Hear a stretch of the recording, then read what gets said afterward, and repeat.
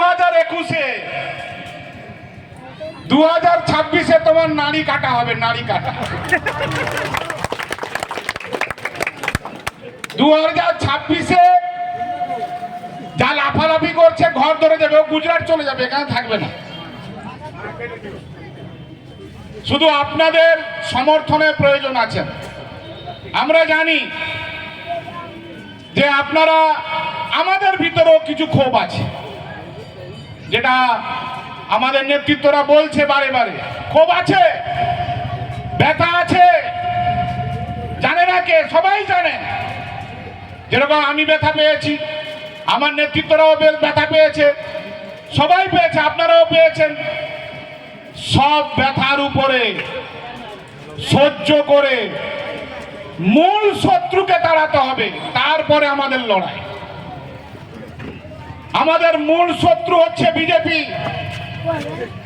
এই বিজেপিকে তাড়াতে হবে, না হলে এই জেঠথানে দাঙ্গা করবে, এগরায় দাঙ্গা করবে, খুঁদিতে দাঙ্গা করবে।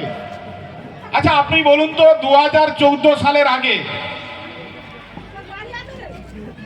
সব সংগঠন তো ছিল, অনেক প্রধানমন্ত্রী ছিলেন। এই বহুরূপী প্রধানমন্ত্রী কোনোদিন পেয়েছেন? কখন এত বড় দাড়ি, এইটুকু দাড়ি, কখন এইটুকু দাড়ি, কখন এইটুকু দাড়ি, বিভিন্ন রকম সাজে। আমি এরকম প্রধানমন্ত্রী, এরকম ভোট চুরি করে প্রধানমন্ত্রী আমরা কোনোদিন দেখিনি। ভোট চুরি করে প্রধানমন্ত্রী হচ্ছে। এসআইআর করলো কবে? 2025-এ, নাম বাদ দিতে হবে। আর লোকসভাতে হলো 2024-এ। আরে যাদের নাম বাদ যাবে এখন, তারাও তো ভোট দিয়েছে আপনাকে, তার ভোটেই তো আপনি প্রধানমন্ত্রী হয়েছেন। প্রধানমন্ত্রী হয়েই বলছেন আপনি এসআইআর করবেন, নাম বাদ দিতে হবে। দেখুন, আমরা নির্বাচিত করতাম যে কে এমএলএ হবে, কে এমপি হবে, কে মন্ত্রী হবে। এখন উপর থেকে বলছে কে আমাকে ভোট দিবে, বাছাই করছে। এরা আইন, এরা কিচ্ছুই মানে না।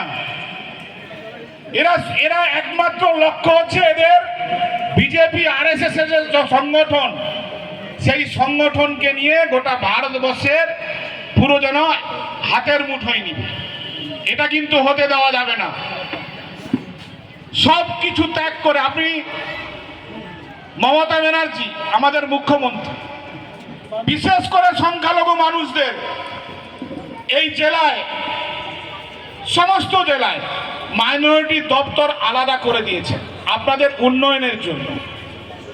সংখ্যালঘুদের জন্য আলাদাভাবে লোন দেওয়ার প্রস্তুতি করে দিয়েছেন। সংখ্যালঘু মানুষদের আলাদাভাবে ট্রেনিং নেওয়ার জন্যও করেছেন। সংখ্যালঘু মায়েরা অনেক উপস্থিত হয়েছে। আপনাদের সেলফ হেল্প গ্রুপ যে আছে, সংখ্যালঘুদের মেন সেলফ হেল্প গ্রুপের থেকে আলাদা আপনি অনেক কম সুদে আপনার জন্য দিদি করে দিয়েছেন। অনেক ট্রেনিং এর ব্যবস্থা করে দিয়েছেন। কবরস্থানে প্রাচীর করে দিয়েছেন। মাজারের সংস্কারের ব্যবস্থা করে দিয়েছেন। শুধু যদি একটু খেয়াল রাখেন, শুধু একটু যদি আমাদের সাথে একটু গাইড করেন, অনেক উন্নয়ন করেছেন, বিশেষ করে সংখ্যালঘু মানুষদের জন্য। তাই আপনাদের উদ্দেশ্যে বলি, আপনারা কিন্তু কোনো সময় ভুল করবেন না। অনেকে বুঝাতে আসবে এমআইএম আছে, যেটা বলছিল মিম আসাদউদ্দিন ওয়াসি, সে মুসলিম ভাই হতে পারে। বিহারে আজকে হারলো কেন? বিহারে আজকে বিজেপি পেল কেন? সেখানে মুসলিম ভোটকে ভাগাভাগি হয়েছে। আর আমরা যদি এখানে তাদের প্রলোভনে মিম, এখন আইএসএফ, পীরজাদার ঘর থেকে আপনাদের যদি এখানে জেঠথানে আসেন, আপনারা বলবেন সংখ্যালঘু মুসলিম ভাইরা এসছে, পীরজাদার ঘরের লোক এসছে, ভোট দিতে হবে, ভুল করবেন না।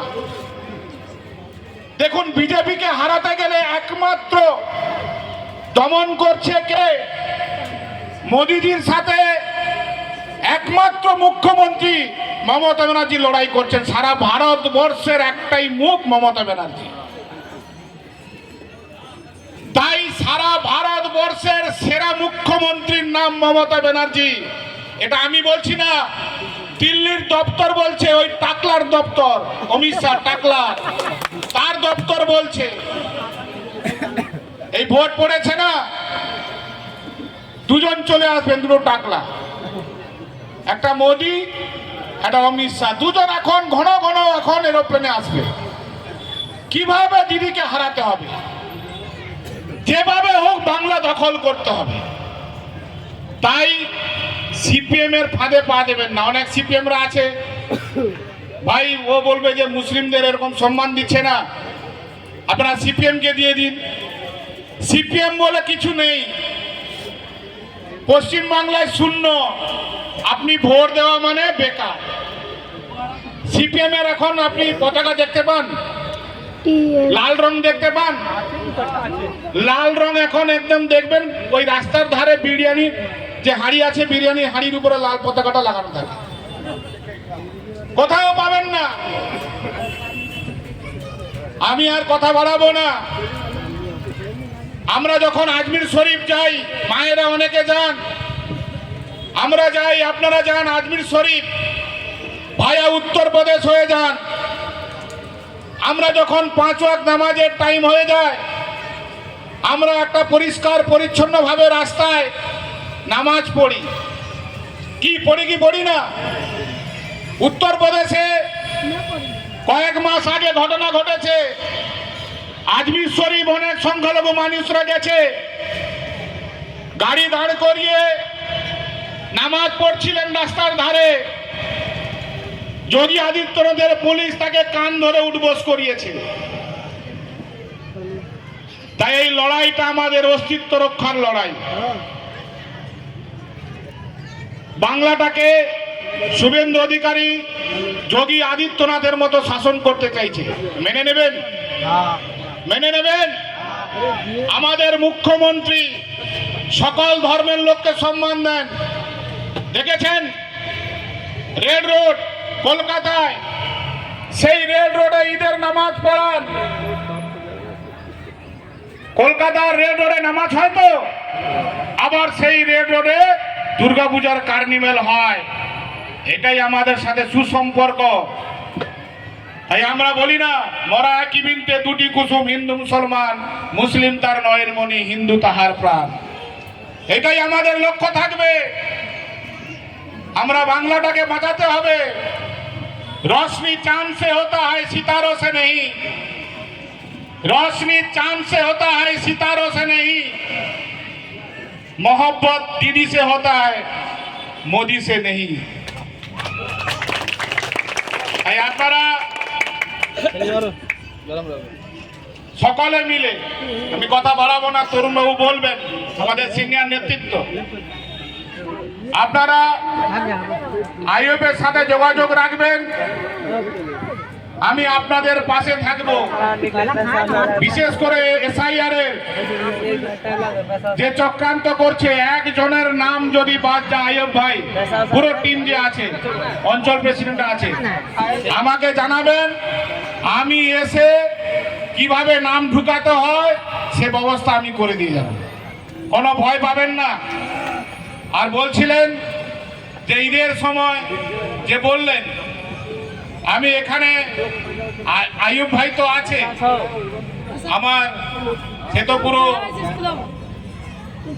মানে কি বলবো, সে নিশ্চয়ই করতে পারবে।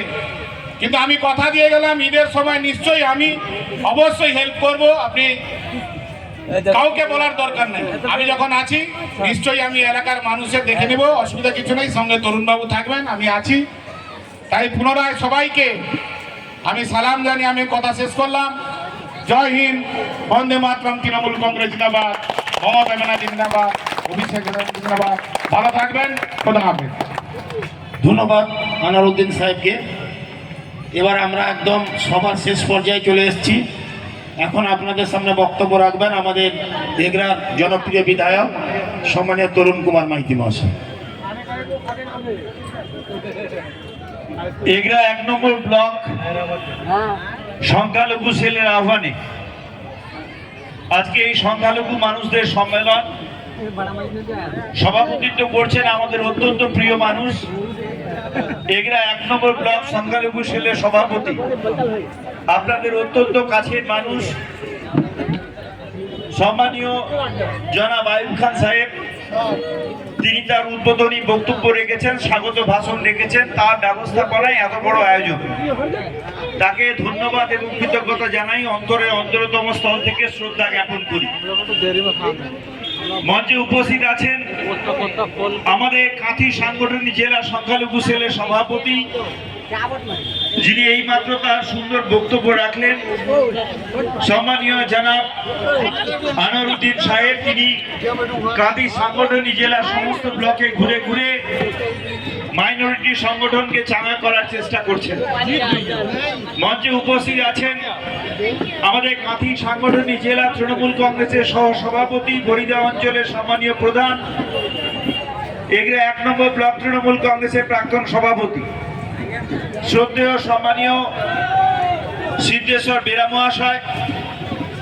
উপস্থিত আছেন এগরা 1 নম্বর ব্লক তৃণমূল কংগ্রেসের সভাপতি, এগরা 1 নম্বর পঞ্চায়েত সমিতির পূর্ত কর্মাধ্যক্ষ সম্মানীয় সত্য চক্রবর্তী, আমাদের মাইনরিটি সেলের সহসভাপতি সুমন, বিভিন্ন অঞ্চলের প্রধান এবং মাতারের সভাপতি থেকে শুরু করে মাইনরিটি সভাপতিরা আছেন, ইন্দুবাবু থেকে শুরু করে মুস্তাকিম বাবু, গফর বাবু, সবাই এখানে উপস্থিত আছেন। আমাদের